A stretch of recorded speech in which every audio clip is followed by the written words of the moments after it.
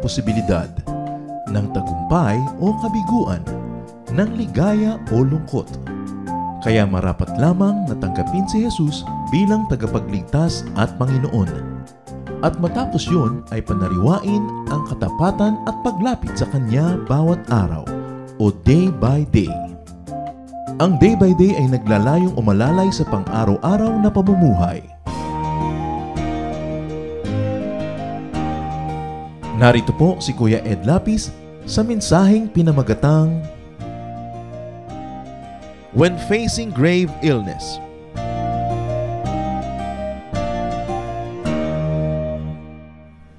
God reigns. At isa sa mga malalalim na kahulugan that God reigns is that God reigns in our hearts. At haba ang Diyos ay naghahari sa ating buhay, lahat ng bahagi ng ating buhay, ating salita, gawain, ay pinaghaharian niya. Kaya merong practical reign of God in people's lives. And if we are God's instruments, then God reigns through us. At isa dyan, that we are agents of healing. God is healer. At kung ang Panginoong Diyos bilang manggagamot at nagpapagaling ay maghahari, kailangan ng kanyang mga anak na tulad natin ay dinadaluyan ng kanyang pagpapagaling. At sa ating paglilingkod, sa pagpapagaling, pagpapaginhawa sa kapwa, naghahari ang Diyos. Ama namin, tulungan niyo po kami na lalong maunawa kung anong kahulugan na maging anak mo, maging daluyan na yung pagpapala, Lord, so that as instruments, we can make you reign in our practical lives, and we can make people see your grace and power and feel your love. Forgive us our sins. Cleanse us, O God. Make your words come alive. Turuan niyo po kami at nasa ganoon ang karunungan ay hindi lang manatili sa aming isip, ito'y magbunga ng kabutihan sa aming buhay. Sa pagsisikap namin, Panginoon, kayo kilalanin, pagkalooban niyo kami ng kakayahan, karunungan, magpakilala po kayo, papagliwanagin niyo ang aming isip, turuan kami takayin, pagpalain niyo kami para maging pagpapala rin kami sa kapwa. Patiwasayin niyo po ang aming isip, patahimikin niyo po ang aming loob, palakasin niyo po ang aming katawan, patalasin ang aming isip, at nang sa ganon, kami lubos na tumanggap ng pagpapala niyo. Lord, reign in our hearts, speak to our hearts. We raise your name, O Lord, and let your name rise above the nations. And as we do that, O God, we ask you to bless us and glorify only your name. We are confident that you hear our prayer as we ask. In the name of Jesus, our healer, our master, and our friend. Amen. Kamakailan po pinag-aralan natin ang topic na when facing grave illness at yun yung illness natin. At ngayon naman ating dudugtungan yan when facing grave illness and we are talking about other people's illnesses. Nararanasan natin kumisa na merong sakit ang ating magulang, ating kapatid, asawa, anak, kaibigan, kapwa, manggagawa. Paano natin papaghahariin ng Diyos sa ating buhay at sa pamamagitan natin? Kung merong may karamdaman ng tao sa ating paligid. How can God reign in our world, in our lives, and in people's lives when we allow ourselves to become instruments of God's healing?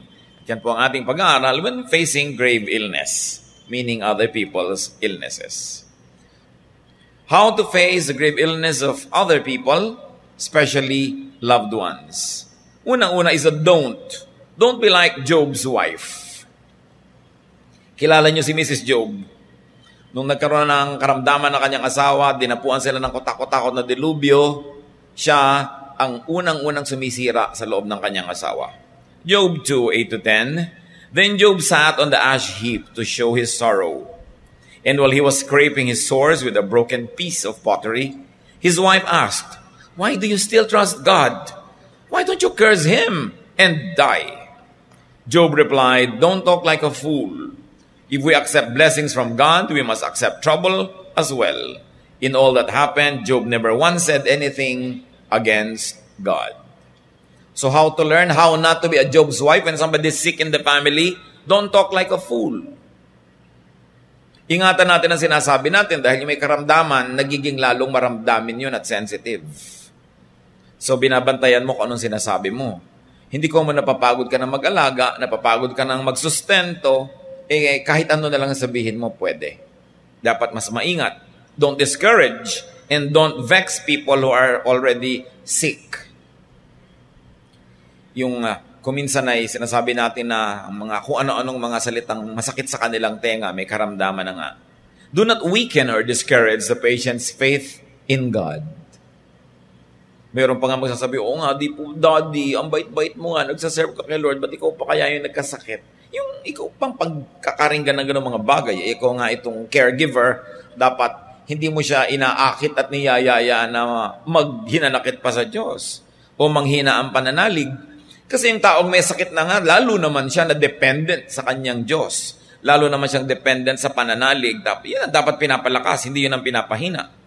Do not be like Mrs. Job. Do not teach or lead the patient to be bitter. Ayan ang nangyari sa'yo. Nagkaganyan-ganyan ka na. Ano tuturuan mo? Maging mapait ang kanyang attitude tungkol sa nangyayari sa kanya.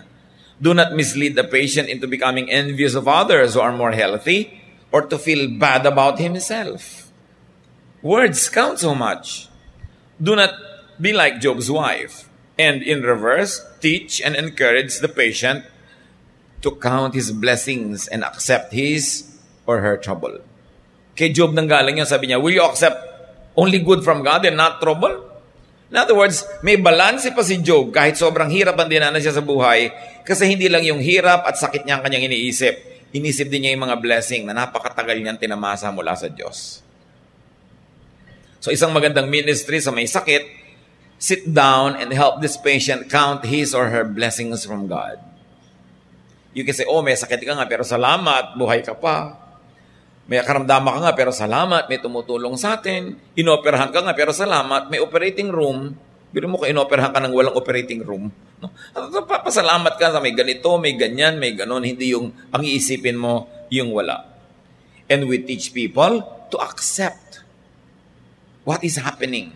Not to accept to the point of not finding healing, but first to accept it. Because you cannot change anything without accepting it first. So tanggapin mo na yun talaga yun. To accept the illness in a positive way and not to fight heaven. Sa dinami-rami ng kakalabanin, pag may sakit ka, lalong hindi dapat kalabanin ang langit. Do not tempt and lead the patient to sin against God. Kasi ang sinabi diyan, Job did not sin against God.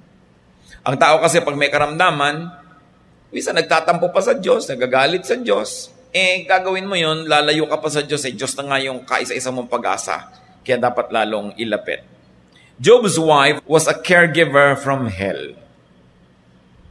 At kung minsan nagiging ganun tayo, hindi gumaan ang pakiramdam ng may karamdaman, bumigat pa dahil sa mga pinagsasasabi natin. How do you take care of sick people? Do a Jairus. Alam niyo si Jairus, naghihingalo ang anak niyang dalagita. Pumunta siya kay Jesus, sinundo niya para dalhin sa kanyang bahay, kahit ayaw ng mga kasambahay niya. Kasi nung araw naman, hindi uso na lumapit kay Jesus Hindi pa siya nun accepted ng marami. Mark 5:22-24, Jairus went over to him, meaning to Jesus. He knelt at Jesus' feet and started begging him for help. He said, my daughter is about to die. Please come and touch her so she will get well and live. Jesus went with Jairus. And you know, the story, the girl lived again. Kasi namatay na yung bata nung papunta pa lang sila sa bahay. Pinipigil na ng mga kasambahay, huwag na nating abalahin ang teacher na yan. Kasi namatay na rin naman, wala na magagawa. Pero nagpatuloy pa rin sila at ang batang ito ay binuhay ng Panginoon. So do ang Jairus. Hindi ka dapat mahiyain. Pagka ikaw yung nag-aalaga na isang may sakit at mahiyain ka, mamamatay ang pasyente mo. Kailangan marunong ka makiusap. Hindi yung nandun ka sa free ward ng ospital, titighok-tighok na yung pasyente mo, nahihiya ka pang tawagin yung nurse. Nahihiya kang abalahin yung doktor. Kailangan matibay ang yung loob at sikmura. Pagka ikaw may inaalagaan, hindi pwedeng torpe at patay-patay. Kasi mamamatay ang pasyente mo. Napakaraming mga anak ang hindi gumaling dahil yung mga magulang mahiyain. So you go to Jesus, like Jairus. Go to Jesus in prayer and ask Jesus to heal your patient. In fact, bring Jesus to your patient. Isipin mo tong si Jairus, napakataas ang kalagayan sa lipunan.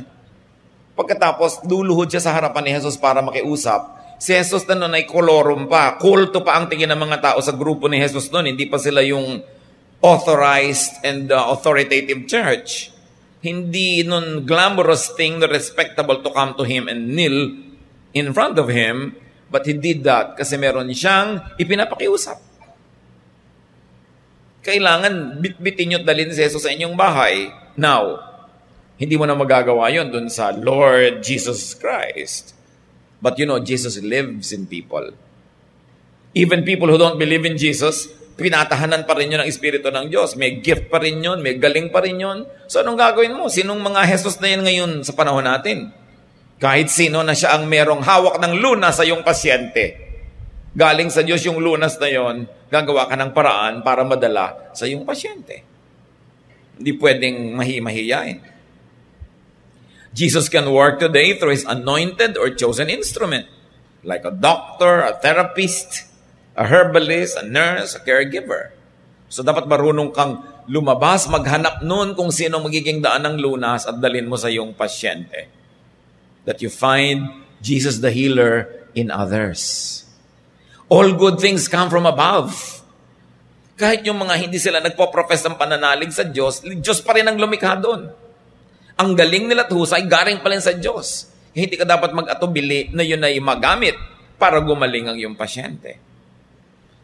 Another way to deal with people who are sick and how to face this illness among people we love, do an army officer. Merong isang Roman officer, yung kanyang alipin, napakaliit na tao kung tutusin in the hierarchy of the empire. May sakit yung alipin ng Roman officer na ito, lumapit kay Jesus ang Roman officer at ipinapakiuso niya, pagalingin niyo po ang aking katulong. Biruin mo yun. Matthew 8:5-13, when Jesus was going into the town of Capernaum, an army officer came up to him and said, Lord, my servant is at home in such terrible pain and he can't even move. I will go and heal him. Jesus replied. But the officer said, Lord, I'm not good enough for you to come into my house. Just give the order, and my servant will get well. When Jesus heard this, he was so surprised that he turned and said to the crowd following him, I tell you that in all of Israel, I've never found anyone with this much faith. Then Jesus said to the officer, you may go home now. Your faith has made it happen. Right then, his servant was healed. So katulad nitong Roman officer na ito, foreigner pa, naniniwala sa Panginoong Yesus, get help. How can you get help? Expand your contacts. Again, yan na naman pagiging mahiyain, pagiging antisocial, laging nag-iisa, nagmumukmok, lugi ang mga mahal nyo sa buhay pag ganun kayo. Iba na yung may nakikilala kang doktor dito, nurse doon, may nakikilala kang kung ano-ano dito, therapist dito. Kasi pag nangailangan ng loved ones mo, makakapunta ka. Meron kang pwedeng lapitan. Tungkulin natin sa mga taong tinatangkilik, minamahal at inaalagaan natin na palawakin yung ating mundo. Kasi doon tayo kumukuha ng tulong pagka ang mga alaga natin ay nangangailangan. And like this army officer, be considerate to your Jesus or to your contact or helper. Sabi ni Lord, sige, tayo na sa bahay niyo, mapagaling. Huwag na po kayong magabala. Sabing ganon. Sabihin nyo lang, utusan nyo lang yung sakit na umalis. Makikinig yun sa inyo. Ako po, official ng army. Meron akong mga official on top of me. Pag inutusan nila ako, sumusunod ako. May mga tao namang nasasakupan ko, pag inutusan ko, sumusunod. Kayo, Lord, utusan nyo lang yung sakit, susunod yun. Di nyo na kailangan pang pumunta sa bahay namin. Di po kami karapat-dapat. Ayaw ba niya pumunta si Jesus sa kanila? No. Lumalapit nga siya dahil naniniwala. I'm sure he would have been glad if Jesus went to his house. Pero bakit ayaw niyang papuntahin si Lord? May kaugalian kasi noon ng mga Hudyo. Hindi sila pumupunta sa bahay ng mga Gentiles. This Roman soldier was a Gentile. Mapipintasan si Jesus. Lalong dadami ang pintas at mga reklamo ng mga tao laban kay Jesus kung makita nilang pumunta ito sa bahay ng isang Gentile. Kaya ito namang si Gentile soldier, Sabi na lang niya, huwag na po kayong magabala, hindi po ako karapat-dapat. Ang totoo, ayaw na niyang isuong pa si Jesus sa marami pang lalong kritisism at gulo. He was very considerate. So mga kapatid, kung meron kayong inaalagaan, tapos may nakakatulong sa inyo, respect and work within your contact's limits and convenience. Kayo lang naman yung humihingi ng tulong, kung minsan sobra pang mag-abala, nakakadalaan tuloy. Bibigyan natin ng galang yung limitasyon ng tumutulong sa atin. Paggaanin natin sa kanila ang pagpasa nila sa atin. Kung kayo may nalulunod at sinasagip, huwag niyong yakapin ng sobra dahil lulubog din siya dahil hindi siya makakagalaw. Kailangan tulungan yung taong isagip kayo. Pagka tayo'y nakakasandal-sandal sa tao, huwag niyong daganan. Kailangan, sandal-sandal lang. Pagpapahingahin, bibigyan ng konsiderasyon. Marami kasi sa atin abusado. Pag nakakita na ng tutulong, wala nang gagawin kundi putaktihin ng kahihingi yung tumutulong na yun, nagapagsawaan ka na o mamatay na rin siya dahil hindi na makaahon. Kailangan tumutulong, binibigyan natin ng pahinga. Binibigyan natin ng break. Ginagalang natin yung kanyang mga kapahingahan or convenience. Do not needlessly inconvenience your helper. Minsan naman tutulungan mo ng isang pasyente hanggang kaliit-liit ang bagay, idadagan pa sa'yo. Magsisisi ka tuloy kung bakit natulong-tulungan mo pa tong taong to. This one was very considerate. And then, sabi ni Lord, sige, halika, punta tayo sa inyo. Tumanggi siya. Do not be negatively submissive or beholden to your helper. Hindi ko mo tinutulungan ka, magiging sunod-sunuran ka ng parang hindi ka na tao, naging tau-tauhan ka na lang. Tulad nun, meron siyang guts tumanggi. His sense of decency made him refuse the offer of Jesus to go to his house. Hindi ko may utang na loob tayo sa isang tao. Lahat na lang nang sabihin niya, oo rin tayo at susunod-sunuran. Meron ka right na tumanggi rin. Tulad nun, tinanggihan niya yung offer. Tinanggap naman ni Lord, na-impress pa nga ang Panginoon eh. Sabi niya, tingnan niyo tong taong to ha, sa buong bayan na ito, wala ako nakitang ganyan ng pananalig. Sabi niya, dahil sa pananalig mo, gumaling na ang iyong katulong.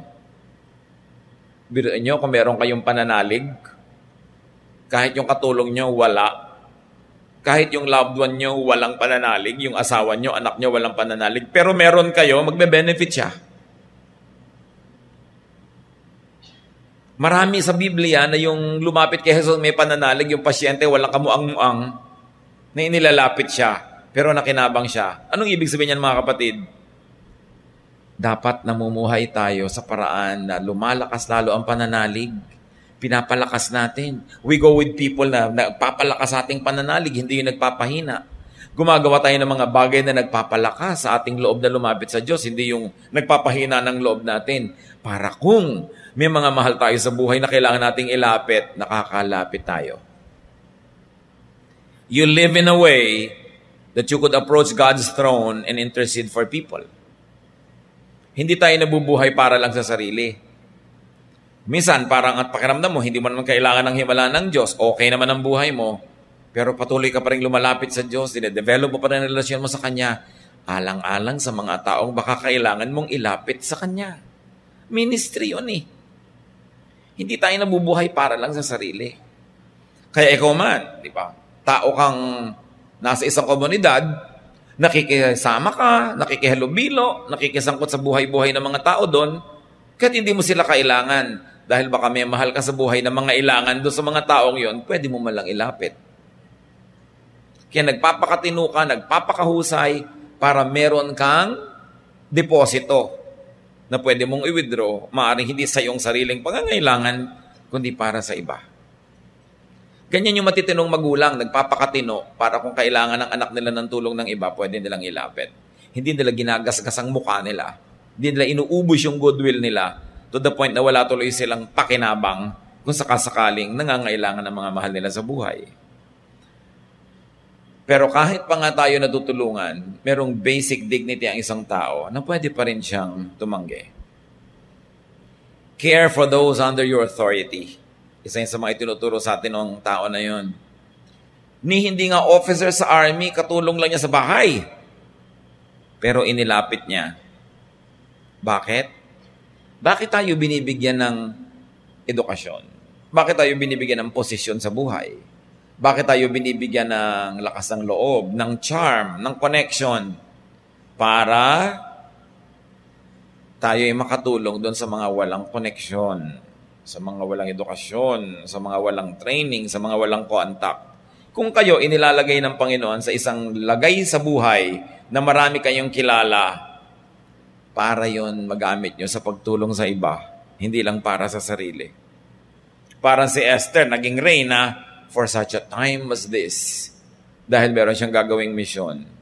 Ang mga contact nyo, hindi lang para sa sarili nyo yan.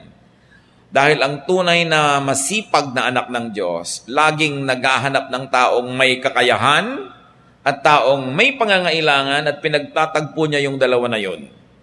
And He does a favor to both. Yung nangangailangan, nagawa niya ng pabor dahil natugunan ng pangangailangan. Yun namang nagbigay, nagawa niya ng pabor dahil nagkaroon niyo ng treasure in heaven. Hindi ka nangingimi. Kumari, ang dami mo namang damit. Bakit di natin ibigay yung ilan dyan sa iba kong mga kakilalang walang damit? Pero tiyakin mo na ikaw nagbibigay din. Di ba? Alam nga naman sabihin ng kumari, ba't ikaw di ka nagbibigay, hingi ka ng hingi dito. So, kailangan ginagawa mo rin yun. Pag meron kang alam na merong sobra, tapos may kulang, kaya sa'yo ipinapaalam ng Diyos yun para ka mamagitan. Di ba? Ganyan ang mga magulang. Sasabihin doon sa anak ng umikita, yung isang kapatid mo, wala namang kakita-kita. Pag-aralin mo naman yung pamangkin mo. Ganyan ang mga magulang. Nature's way of balancing things. Minsan lang yung mga sobrang masisipag na mga anak, halos magdamdam na sa magulang dahil walang ginawa kundi talbusan yung mga mabunga para ibigay karamihan sa mga batugan. No? Kaya ba't itong nanay ko na to, pinepremyohan yung tamad kong ang kapatid sa akin hingi ng hingi. Ganun talaga yung magulang. Gusto niya mag-balance yung mga bagay-bagay. At ganun tayo mga anak ng Diyos. We are brokers. A need is met through our intercession. Yun ang magandang papel ng mga anak ng Diyos. We are to take care of the weaker and the smaller people who are beneath us in a way, who are under our influence. At kung kayo ay isang amo, may mga katulong kayong ganyan, may mga tauhan, wala naman sila ibang sideline, sa inyo lang nagtatrabaho, you're probably all they have. Wala nang inabangan yan, kundi may ibibigay ka ba, may iaabot ka ba, may bonus ka ba, may tulong ka ba kung enrollment ng anak niya, may tulong ka ba kung may sakit yung asawa niya. Wala naman siya ibang pwedeng abangan, ikaw lang. Ministry yun. Ministry yun. Tulad ng mga waiter, wala namang mga ibang kita yan, kundi yung mga tip, ang liliit ng mga sweldo. So ikaw namang kumain, magbigay ka kasi walang inaabangan yun, kundi tip. Yung kailangan mapagbigay ka habang meron naman.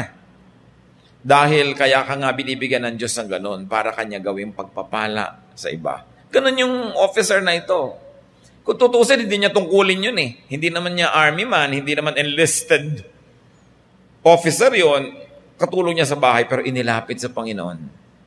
You are probably all that somebody or some people in your life have. Sa inyo lang nakaasa. Kung meron kayong mga tauhan sa bahay, tauhan sa opisina, magpapasko, ang kakainin ng pamilya noon, yung ipagdiriwang nila, directly proportionate sa ibibigay nyo. Wala na sila ibang source eh. Kaya napakasarap halimbawa na nang maharap ka sa Panginoon na ikay mapagbigay, lalo kung may ibibigay ka naman, at lalo mga tao naman itong kasama mo sa hanap buhay, kasama mo sa iyong buhay. We should share. Use your position, use your social ticket for the weak and the needy.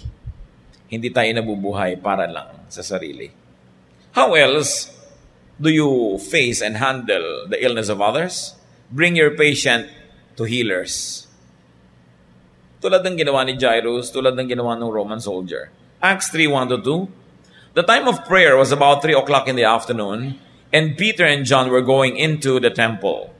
A man who had been born lame was being carried to the temple door. Each day he was placed beside the door, known as the Beautiful Gate. He sat there and begged from the people who were going in. So, dinadala siya doon noong mga nakakakilala, kamag-anak siguro at kaibigan para siya mamalimos. Pero may isa pang paraan bakit dinadala doon yung mga tao sa tabi ng templo o sa hagdanan paakyat sa templo. Si Jose Rizal may paliwanag tungkol dyan at bayaan yung i-share ko sa inyo yung introduction niya sa Noli Me Tangere. Sabi niya, nakatala sa kasaysayan ng mga pagdaralita ng sangkatauhan ng isang kanser na may katangiang napakalubha, kaya nagpupuyos saglit munting di masaling at nagigising ng matatalim na kirot. No? Ano pat malimit na nais kitang tawagan, sabi niya, kapag nasa gitna ako ng mga makabagong kabihasnan. Ang kausap niya ang ilang bayan. Kung minsan upang samahan ako ng iyong mga alaala, kung minsan upang mahimbing ka sa ibang mga bansa or maihambing ka sa ibang mga bansa dahil malimit na tumatanggal sa akin ang iyong mahal na larawang may nakakatulad na kanser na panglipunan. At eto, yung sabi ni Rizal, nilulunggati ang iyong kalusugan, na kalusugan din namin, at hinahanap ang pinakamabuting panlunas. Gagawin ko sa iyo ang ginagawa ng mga sinaunang tao sa kanilang mga may sakit. Inilalantad sila sa mga baitang ng templo upang makapagmungkahi ng lunas ang sino mang dumarating na mananawagan sa bathala. Yun ang sabi niya. Kaya dinadala yung mga may sakit sa paanan ng templo, hindi lang para mamalimos. Dahil inaasahan nilang may darating na banal na tao para sumamba o marunong at bihasang tao na pag nakita yung karamdaman, binubuksan nila yung kumot, yung tabing, yung takip, yung belo, kung ano man na nagtatakip doon sa sakit. Dahil baka makita ng isang taong mananawagan daw sa bathala. Taong marunong, mahusay at banal at makapaghatol ng lunas. Sabi ni Rizal, itong gagawin ko sa iyo, kaya ako sumusulat ng nobela. Bubuksan ko ang takip ng iyong kanser. Ihahantad ko ang iyong mga sugat. At dahil gusto kong ihanap ng lunas. Yan ang sabi niya. So yung mga nasa mga paanan ng templo, hindi lang yun para mamalimos. Meron dong mga umaasa ng himala. Umaasa ng tulong, payo ng mga darating na mga pantas. So, ganun ang ginagawa rin nun. Kaya si Pedro nagamit ng Panginoon sa himala. Do a Peter. Related yan. Doon sa nauna natin kaninang binabasa. Acts 3:1-9, ito rin yun. The time of prayer was about 3 o'clock in the afternoon and Peter and John were going into the temple. A man who had been born lame was being carried to the temple door. Each day he was placed beside the door known as the Beautiful Gate. He sat there and begged from the people who were going in. At ang tinignan natin diyan kanina, yung dinadala siya ng mga kakilala niya para makahanap siya ng blessing. Pero may iba pa.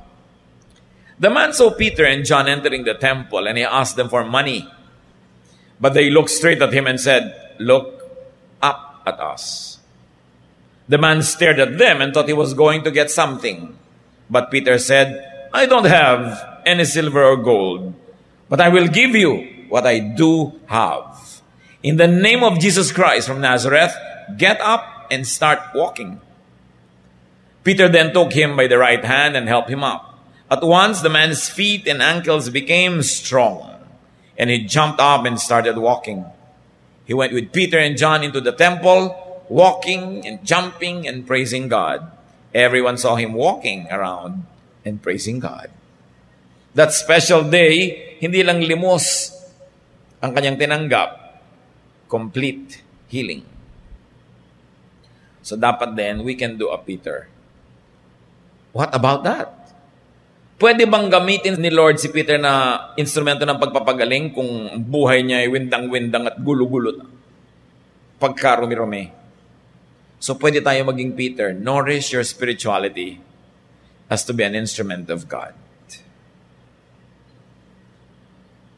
Palaguin mong pananalig, linisin ang buhay, ituwid ang mga liko, papagliwanagan ang mga madilim, nang kasihan tayo ng Espiritu ng Diyos, at kung sino man ang ating hipuin, dapuan, ipanalangin, lapitan, ay napagpapala.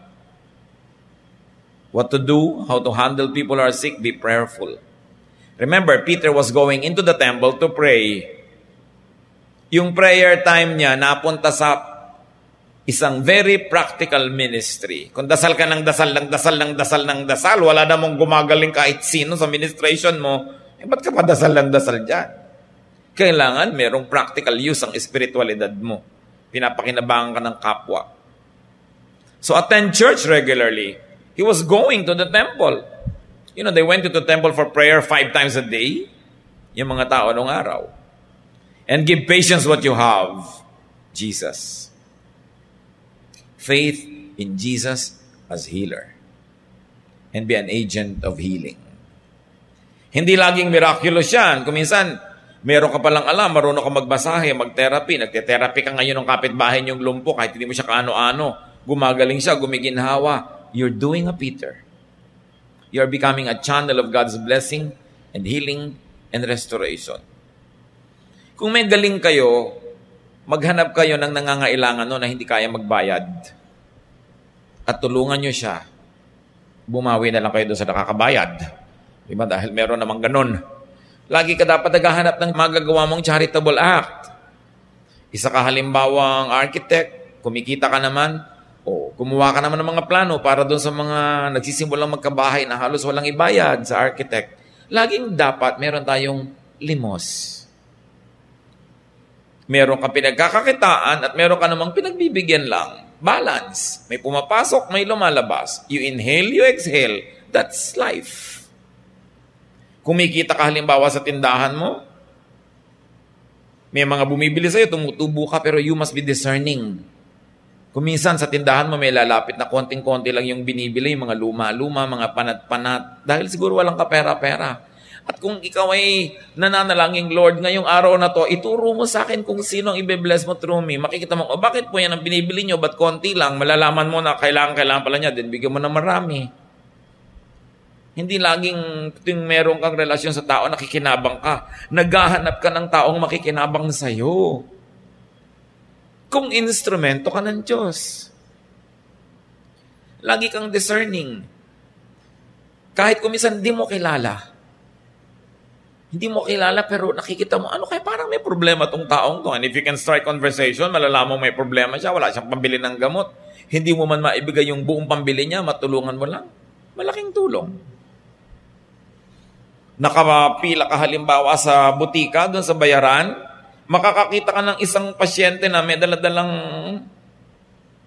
prescription, may reseta, tapos sasabihin niya, 3 lang po. Ang reseta, 50 gamot, bumibili 3. Mga kapatid, makinig kayo ha. May pera kayo, ba't di nyo bilhin nyo 50? Para uwi-uwi niya. At sinasabi ko sa inyo, liligaya kayo pag ginagawa niyo yan. Promise. Alam ko yan because I do it. Hindi ko ipinagyayabang, but I encourage you. Minsan bibili kami parang miserabling nangangalirang na ale, tapos may konting-konting pera siya na talaga namang alam mong ipit niya, tapos ibibili ng konti. Ilan mo bang kailangan nyo? Hindi ganun. Bili mo lahat. Kung may mabayad ka, bakit hindi? Kasi anak ka ng Diyos, di ba? Kailangan kahit saan ka pumunta, blessing. Hindi laging sino kaya madilihensyahan dito, sino kayang mahingan dito, sino magkakaperahan kaya dito. Lagi kang, naghahanap ka nun siyempre, para kami gamitin at para kami pamigay. Tapos naghahanap ka naman ng mabibigyan. And there is nothing like allowing the Spirit to just work in you. Yung walang kailangan mag-utos o humingi sa'yo, ikaw ang makakalam nun. Because you are the temple of the Holy Spirit. And the Spirit will give you guidance. Parang yung si Philip, sabi ng Espiritu, ayun yung nakakarwaahing yun, puntahan mo, turuan mo siya. Spirit-led. Spirit-led serving, Spirit-led giving. May mga ligaya na hindi mo na babatid na meron palang ganun pag ikaw nagagamit ng Panginoon sa ikabubuti ng kapwa. So, lead those healed into the temple, like Peter. Lead those healed to worship and praise God. So pagka tayo nagamit na ng Panginoon na blessing sa kapwa, ang kasunod nun, dala natin sila ilapit sa Panginoon. And live to qualify to be God's instrument of healing. Yan ang mga biblical examples, mga kapatid. Ang dami pa kung tutuusin. But for now, that's enough. Pero meron akong konting gustong idagdag. Kung kayo nag-aalaga ng may sakit, at yung inaalagaan nyo, hindi naman simpleng lagnat lang na after 3 or 5 days gumagaling na, yung mahabang mga pagkakasakit. Yung makaubos pera, yung makapagod-pagod talaga at nakaka-drain na ng mga resources at nag-aalaga kayo, what do? Help and serve, but pace yourself. What do we mean? Huwag niyong uubusin ang lakas niyo sa pag-aalaga. Be kind and good to yourself also. You cannot give what you do not have. Therefore, reserve and keep something for yourself so you have something to give away. Kailangan, tumutulong ka pero hindi mo sinasagad ang sarili mo dahil pag naubos ka, lalong walang tutulong doon sa tao. Pace. Kailangan nilalagyan mo ng mga schedule ang pagtulong mo. Kailangan, you are near enough but far enough. Ito yung mga lingering illnesses, mga kapatid. Don't be eaten up by the illness. Get and have a life in spite of. Huwag ubusin ang sarili. Anong ibig natin sabihin? Humanap kayo ng makakatuwang sa inyo. Hindi kayo lang naubos na yung buhay nyo, kaaalaga sa pasyente. Kasi may buhay din kayo na dapat yung ipamuhay. You are a very dedicated wife, but you are also a person of God that is a duty to yourself. So kailangan gagawa ka ng paraan. Huwag kang magpakamartir. Na ikaw lahat, na una ka pang namatay sa pasyente. Pag sobra kang pagod, di ka na makapaligo, hindi ka na makapamasyal. 6 na buwan na yung sakit. Di ba, lisano ko 1 linggo, no? 6 na buwan na, 2 taon na. You must learn how to have your own life though you are taking care of someone else. So do a Jethro. Do it Jethro's way. Sino ba si Jethro? Biyanan ni Moses. Matapos magtagumpay si Moses na itawid sa wilderness ang kanyang mga kawan at mailayo kay Pharaoh, heto ngayon, pinupudpud siya ng mga tao sa pang-araw-araw na administrative work. Nung dumalaw ang biyanan niya na si Jethro, na-observe niya si Moses mula umaga hanggang gabi, pinapakinggan lahat ng problema ng mga tao, mga sumbong dito, pumapagitna siya sa lahat ng mga away. Do a Jethro, spread the weight or the burden. Exodus 18:13-27. The next morning, Moses sat down at the place where he decided legal cases for the people, and everyone crowded around him until evening. Jethro saw how much Moses had to do for the people, and he asked, "Why are you the only judge? Why do you let these people crowd around you from morning till evening?" Moses answered, "Because they come here to find out what God wants them to do. They bring their complaints to me, and I make decisions on the basis of God's laws." Jethro replied, "That isn't the best way to do it. You and the people who come to you will soon be worn out. The job is too much for one person. You can't do it alone. God will help you if you will follow my advice. You should be the one to speak to God for the people, and you should teach them God's laws and show them what they must do to live right. You will need to appoint some competent leaders who respect God and are trustworthy and honest. Then put them over groups of 10, 50, and 100 and 1,000. These judges can handle the ordinary cases and bring the more difficult ones to you. Having them to share the load will make your work easier. This is the way God wants it done. You wouldn't be under really nearly as much stress, and everyone else will return home feeling satisfied." Moses followed Jethro's advice. Anong sabi ng biyanan niya? Huwag kang magpakabayani. Kaya mo lang yan dahil hindi pa masyado matagal. Pero bibigay ka rin pag laging ganyan. Kailangan mag-assign ka ng mga ibang tao na gagawa niyan. Ngayon mga kapatid, kuminsan meron kayong magulang na may sakit. Tapos nagkataon kayo kasama sa bahay, o kayo yung old maid, o kayo yung matandang binata. Ang mga kapatid yung palusot, wala ka namang pamilya, ikaw nang bahala sa nanay. No? Ang daming ganyan no? Mga kapatid from hell. Wala na nga akong pamilya, paano pa ako magkaka-boyfriend ko? Ako lagi ang nandito. Kayo nga may asawa na, may anak na kayo, ang saya-saya nyo na ako, wala pa dito, ako pa i-assign nyo dito lagi. Ganyan kaabusado kasi ang mga kapatid no? Wala ka naman pamilya, ikaw na magpaaral sa mga anak ko, yung mga pamangkin mo. Buti ka nga, may anak ako, wala, uubusin mo pa yung kita ko sa anak mo. Yung mga pamilya na talagang hindi marunong mag-alaga ng kapwa, pumalag kayo. Sabi niyo, hoy, anak rin kayo nito. Galing din kayo sa kanyang bahay bata. Mag-alaga kayo dito. Di ba? May trabaho ako. Di mag-live ka. Di ba anak ka rin? Ba't ako lang? Dapat ganun. Sino sa inyo mga naaapi ng ganyan ng mga kapatid nyo? Pumalag kayo. Do a Jethro. Sabi mo, ipinanganak ka rin naman Pinag-aral ka rin. Binuhay ka rin. Ba't ako lang nag-aalaga dito? Kasi iba nahihiya. Nasabihin yun, no? Pero kung kayo nga itong nandun na at wala pa kayong boyfriend, 90 na kayo, tapos hindi pa kayo makaalis-alis, lagi pa kayong amoy luya dahil kayo yung nagmamasahe sa nanay niyo ng pangrayuman niya, paano pa yung buhay niyo? Get a life. You may be a caregiver, but it's your duty to God to have your own life also. At ito naman paalala sa mga kapatid na nagkakapal-kapalan na, no? Huwag niyong abusuhin yung mga kapatid niyo nag-aalaga sa magulang niyo. Tapos gadating kayo, bakit ang nanay? Hindi yata naliliguan. Abdi, liguan mo. Arte-arte mo dyan kasi dadalaw ka lang dito 1 araw, 2 araw, kaya ang caring mo, subukan mo 3 buwan ka nandito. Di ba? Ganun yung mga ibang kapatid Hanap ng mali ng pag-aalaga nung nag-aalaga, hindi naman sila nag-aalaga. At saka ang dali-dali nung ikaw lang yung babalitan. Alam mo yung nanay natin, nahulog sa kama kagabi, nagtitighok ng 3 oras. Ganyan-ganyan, tumirik ang mata. Ganun ba? Pero okay na siya ngayon, okay na. Ang dali nung ganun. Pero kung ikaw yung nandun, ikaw yung kasama, titighok-tighok yung kasama mo, yung tension mo, sobra kaysa doon sa nakikibalita lang, no? Iba yung kasama ng may sakit. Dapat tayo mga kapatid, very considerate doon sa kasama. Kaya masarap yung may church.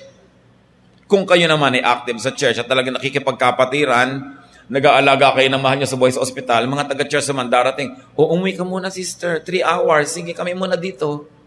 Maligo-ligo ka naman. Di ba? O magsine ka, do something para malibang-libang ka. Dahil kung minsan, papasok ka sa kwarto, yung doktor, tuturo ka na yung bantay. Ako po ang bantay. Mukha ka pang malala sa pasyente. Kasi ang tamlay-tamlay mo, ang lungkot-lungkot mo, ang putla-putla mo na doon. Let's not abuse those that are taking care of the sick in the family. We should give them a break. Dapat bigyan natin sila ng pahinga, bakasyon. At yung mga may asawa, may anak, may trabaho, pasalamat kayo, blessing yon. Huwag niyong gawing excuse para kayo ma-exempt sa mga duty niyo sa inyong mga magulang. Kailangan share, bawat magkakapatid. No? Find helpers. Huwag salohin kung pwede naman. We must be very considerate. No? And of course, lastly, fortify yourself. Bago dumating ang mga pagkakasakit sa pamilya, patibayin niya na ang inyong sarili, ang inyong katawan, ang inyong emosyon. Be as happy as you can. Dahil hindi nyo alam kung kailan kailangan withdrawhan yung kaligayahan na naipon nyo dahil maraming mahabang panahon ng hirap. Iba na yung may naipong saya. Sabi nga ni Balagtas, sapagkat ang mundo'y bayan ng hinagpis, mamamaya'y sukat tibayan ng dibdib. Kailangan tibayan ng dibdib. Life is not perfect. Life has a lot of challenges.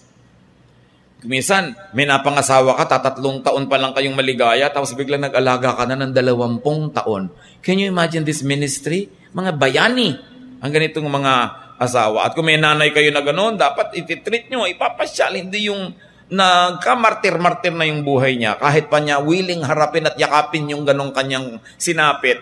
Pero dapat nating papagaanin. Lalo't may kakayahan tayong papagaanin yon. Face the grave illness of loved ones with attachment and detachment. Near and yet far. Love them, but love also yourself. Sabi ni Jesus, you must love your neighbor as you love yourself. So gusto rin ni Lord, mahal natin sarili natin. Huwag mo lang sobrahang mahalin na hindi mo na minamahal ang iba. Pero hindi tayo inuutosang magmahal ng iba lang at hindi natin mahal ang sarili natin. Dapat balance. Dapat may natitira sa'yo. Strengthen yourself. Make yourself happy so you have much to give. Akala natin puro lang pagpapasakit. Pero pagka puro ka pagpapasakit, wala kang pahinga, wala kang kasiyahan, siguradong magiging masungit ka na rin nun. Siguradong hindi ka na rin caring. Bali, wala na rin. Mechanical na lang ang ginagawa mo. So, pinapasaya mo ang sarili mo, pinapagpahinga mo, para pag nakasalang ka na naman sa pag-aalaga, fresh, loving, caring. But we are to love people and we are to care for people. This is the way God reigns in the world, in our hearts, when the love of God finds us as a channel to reach those that need it. Ama namin, salamat dahil kami ginagamit mo na blessing sa mga may karamdaman, sa mga nangangailangan. Turuan nyo kami tulungan na sa aming paglilingkod, sa aming pagmamahal, ay huwag din kami magpabaya sa aming mga sarili. At kung kami, Panginoon, ay may mga pagkukulang sa iba naming family members na sila na lang lagi yung nagpapakasakit at namamartir, patawarin nyo kami, turuan nyo kami mas maging matulungin at maging isang cooperative member of the family. At kung kami, Panginoon, yung tumatanggap ng mga pag-aalaga ng kapwa namin, salamat po. Turuan nyo kami bilang mga pasyente, bilang mga alagain na paggaanin ang dalahin ng mga nag-aalaga sa amin. Na kung sa mga panahon kami malakas at kaya namin, maging agent of blessing din kami sa kanila. Hindi lang laging recipient, blessing din. Nawa, Panginoon, yung pag-ibig mo, maramdaman ng lahat. Either when we are giving love or receiving it, when we are helping or being helped, let your love reign in our hearts. Magbulay-bulay tayo mga kapatid, hanapan ninyo ng very personal application ang ating mga pag-aaral na ito.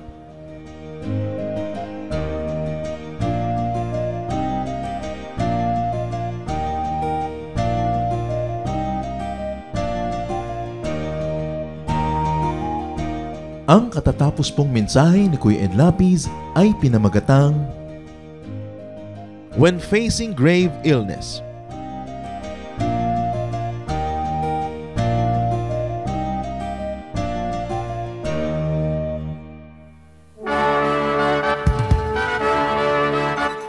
Halina't sama-samang sumamba at magdiwang sa Day by Day Jesus Celebration kasama si Kuya Ed Lapiz. Bulwagan ng Panginoon, PICC, one Sunday a month, Philippine International Convention Center, Rojas Boulevard, Pasay City. All other Sundays, sa mga day-by-day mini-bulwagan ang pagtitipon. Para sa buwan ng Nobyembre, gaganapin ito sa November 3, 2024. 8 a.m. ang First Jesus Celebration, 10 a.m. naman ang Second Jesus Celebration. Para sa iba pang detalye, bisitahin ang ating official Facebook page, Day by Day Friends.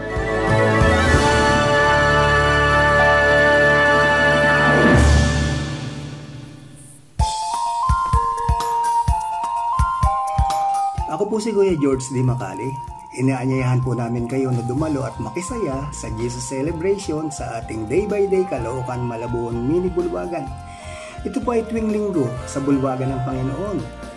Ito po ay located sa number 47 Libis Espina Street, Barangay 14, Caloocan City. For contact details, please call Kuya George at 0917-828-7809. Gayon din kay Kuya Gary Gargaritano at 0977-852-6536. Halina po tayong magsama-samang ipagpuri, ipagdiwang parangalan ang ating Panginoong Jesus.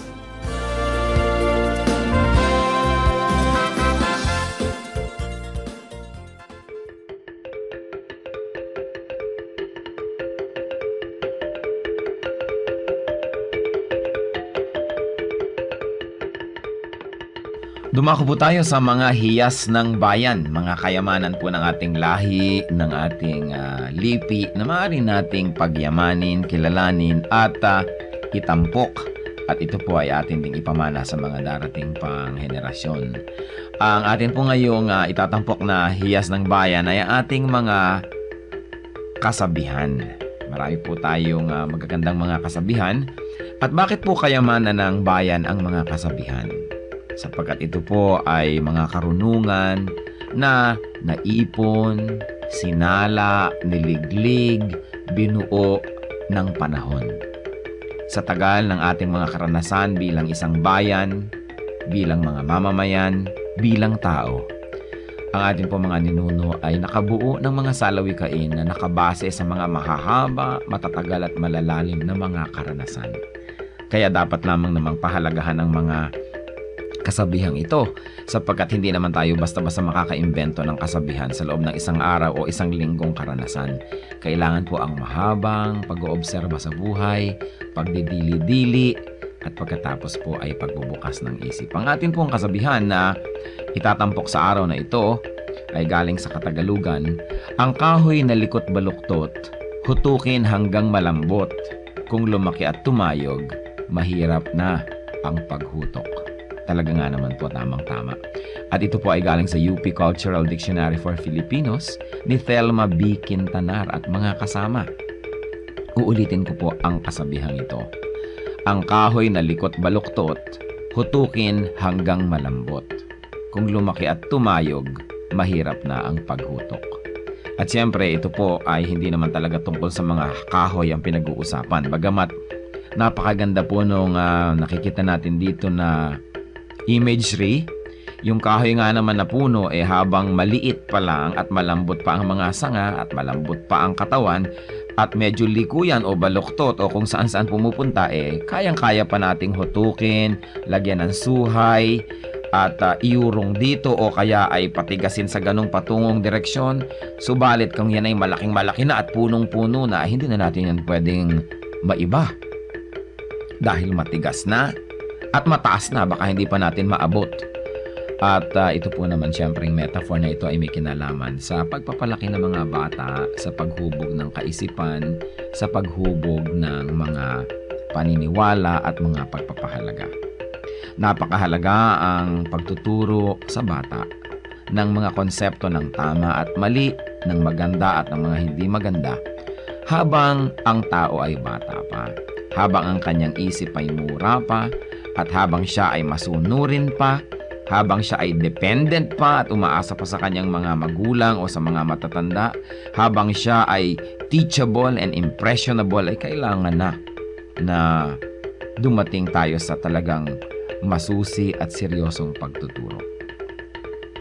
Napakahalaga na turuan ng mga bata sa tamang panahon. Huwag po nating ipaurong-urong ang pagtuturo sa mga bata. Pag kami mga itinatanong, huwag natin sabihin, bata ka pa, hindi mo pa malalaman yan, saka na, pagtanda mo na. O kaya, ano ba, kabata-bata mo, ang dami mong tanong, malalaman mo rin yan pagtanda mo. Kailangan po maingat tayo sa pagsagot sa mga tanong, ibigay po natin ang mga sagot na tumpak at tama, at itrato natin ang mga bata na parang matanda kung ating kausap, igalang din natin sila, at bigyan natin ng mga tamang paliwanag. Tandaan po natin ang pagbabantay, ang pagtuturo, ang paghuhutok sa mga mumunting mga bata. Yan po ay magkakaroon ng panghabang buhay na epekto sa kanilang buhay. Kaya isa pong mahalaga na paalala rin sa ating mga magulang, bigyan natin ng oras ang ating mga anak, bigyan natin ng panahon na mahutok yan sa tama, sapagkat kapag malaki na, mahirap na po yan na ibahin pa. Kaya ilapit natin sa Panginoon habang maaga, palakihin natin ang may takot sa Diyos, palakihin natin na kasama ay mga mananampalataya, nadidinig ang salita ng Diyos, mga Kristiyanong awitin, at nang sa gayon, ang batang ito ay lumaking nasa tamang direksyon. Sabi rin po yan sa Bible, train up a child in the way he should go, and when he is old, he will not depart from it. Meron po tayong equivalent niyan sa ating pong kultura, sa ating mga kasabihan. At yan po ang hiyas ng ating bayan ngayon, kasabihang, ang kahoy na likot baluktot, hutukin hanggang malambot. Kung lumaki at tumayog, mahirap na ang paghutok.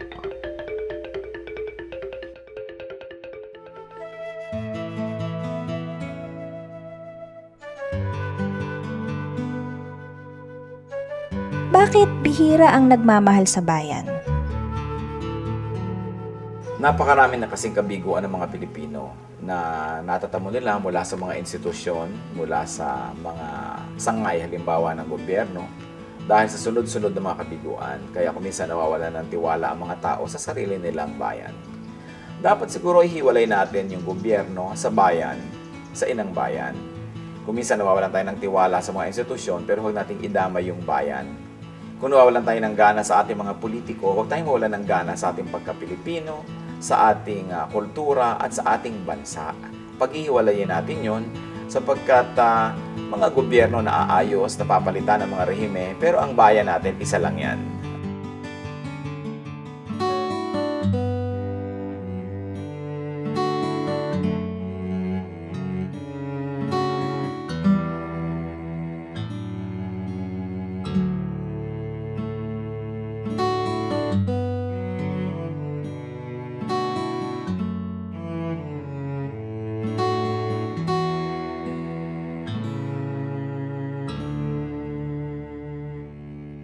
aking damdamin, di mapalagi at ang isipan ay laging ligaw, di mawawari ang buhay palagi kahit itama ay hindi sapat.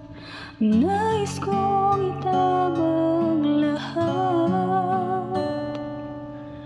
ngunit iabot at di sapat.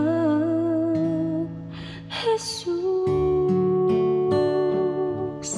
kailangan kita. Jesus, hindi mangangamba. Jesus, pag-ibig niyo'y iba di mapapantayan kahit na sino man. Jesus, kailangan kita. Jesus, sa'yo'y hindi mangangamba. Jesus, sa piling niyo ako'y laging may pag-asa.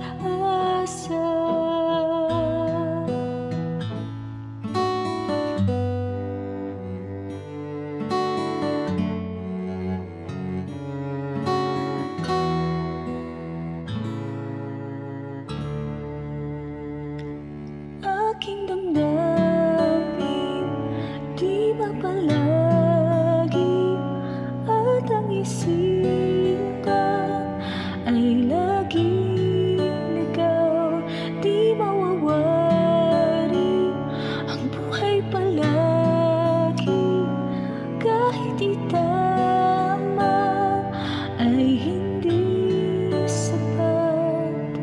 Nais kong itama ang lahat, ngunit iabot at di sapat. Jesus, kailangan kita. Jesus, hindi mangangamba. Jesus, pag-ibig niyo'y iba di mapapantayan kahit na sino man. Jesus,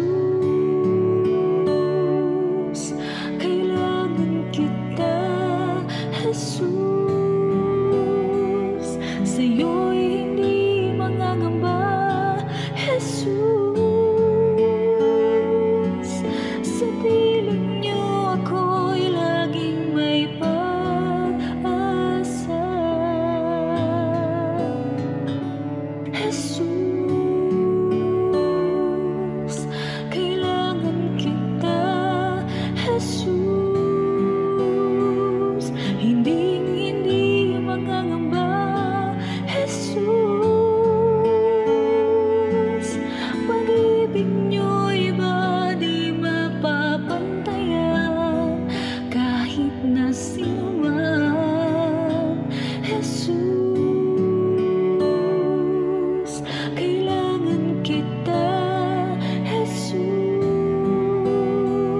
sa'yo'y hindi mangangamba. Jesus, sa piling niyo ako'y laging may